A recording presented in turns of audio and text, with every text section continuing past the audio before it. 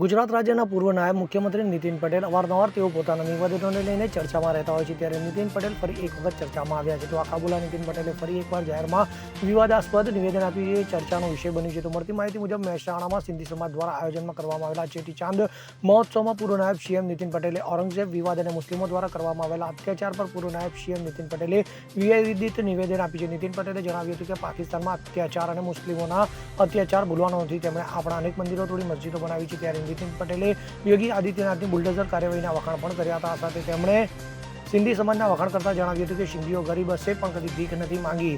અડવાણીજી પાકિસ્તાનમાંથી સિંધીઓની જેમ ભારતમાં આવેલા છે. ભારતમાં આવીને રાજકીય, સામાજિક, સેવાકીય ક્ષેત્રે કામ કર્યું છે તેમ કહી તેમણે અડવાણીના પણ ભરપેટ વખાણ કર્યા હતા. તમે આવ્યા એ વખતે અમે બધાએ કર્યું. કડીમાં પણ હું તમને કહું કે સિંધીઓ જે આવ્યા એમને અમે બધાએ અમારામાં સમાઈ લીધા. મારા મોહલ્લાની અંદર મેં કીધું એમ 25-30 ઘર સિંધી સમાજના હતા અને બધા ગરીબ હતા.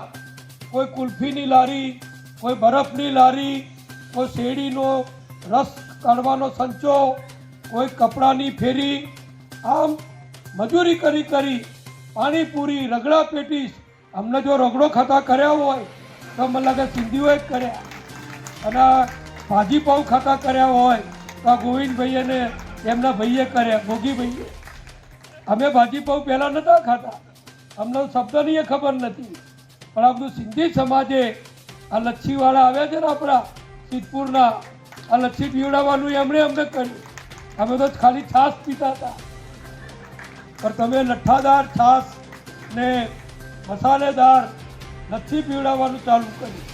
આ સિંધી સમાજ બહુ મહેનતુ સમાજ છે.